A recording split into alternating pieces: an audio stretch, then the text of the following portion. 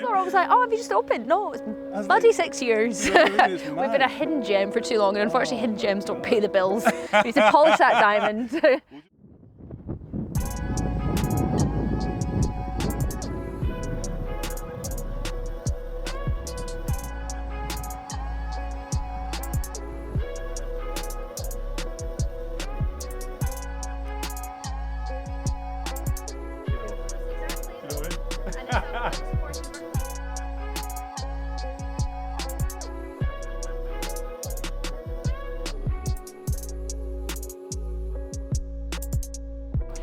I've worked in hospitality my whole life, since I was like 17 or something. It was just always what I wanted. There's some people I think that were just born to work in hospitality. And You one of them? I, for my sins, I'm one of them.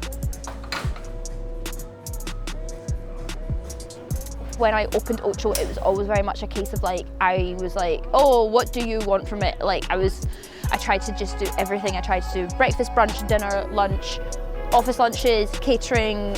Like I didn't have any, like, I was just trying to be everything to everyone.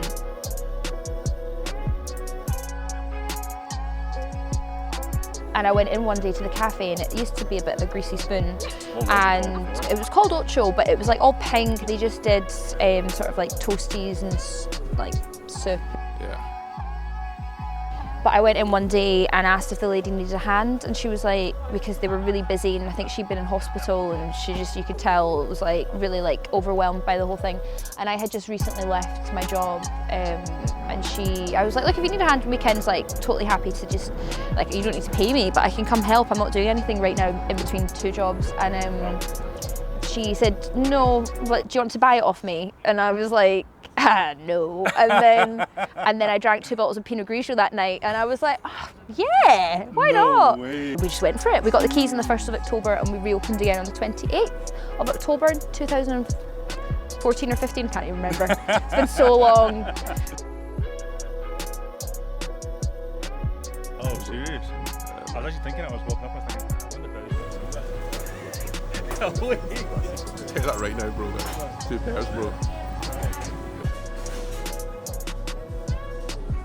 Brunch was something that at the time we were always really excited by doing. Obviously now there's a massive brunch culture. say that's like more like what you do? Like Yes, 100% like, total brunch. that's your MO? Brunch, yeah. I decided one day to try and do, I know it's not reinventing the wheel, but we came up with a build your own brunch. And because every single dish that we put on, people would go, oh, can I have that, but that on the side, or but with this instead, or that instead. And everyone was building their own dish anyway, so we just figured out how to put that into a menu, and it's been super popular. We've done that for like 3 or so years now, and it's the one thing that people get really excited by.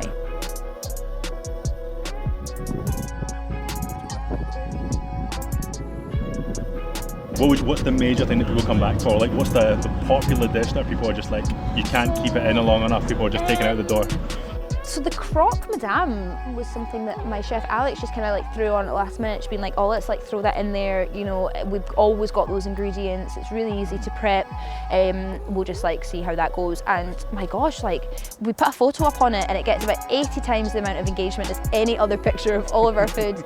And people will message me like, when's the croque madame? And it's ultimately just like a really sexy ham and cheese toasty with an egg on top. You know, there's nothing like, there's no magic in there, but it's just for some reason that people just love it. I mean, I'm thinking about this thing I'm drinking right here. This is an absolute gem. Railway Mumbai chai latte thing. It's amazing, right? Add a shot of coffee, do yourself a favour. What's it called? A dirty chai. Dirty chai. Dirty chai. Keep it dirty, people.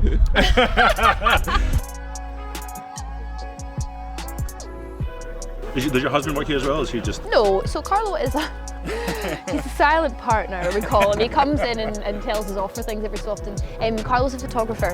Sweet. So that's why I get really, really good photos for free. Yes, love it. When he can be bothered to fit me in. Unfortunately, when a paying client calls him up and he's booked in to his wife's cafe for free, then he's like, exactly, it's like, okay, yeah, maybe next week. Looking around up here and seeing like obviously the beautiful landscape you've got, like it's so gorgeous the really up cool. It looks like you've got a really cool community here. Like, what is the community like up in Spearsworth? Oh, it's fantastic. I mean, everyone that lives here is so supportive as well. Obviously, it's good for them having a nice place. It's good for the house prices. Absolutely, yeah.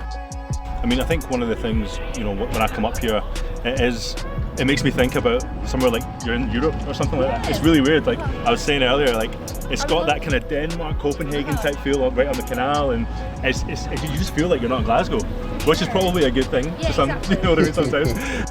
What are some of the things that you think people out there in the interwebs in Glasgow and beyond, what do they need to know about Ocho? That it's really nice.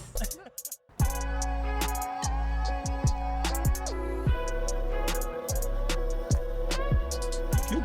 Yeah. That's it. Amazing. Thank you so much. That's been so fun.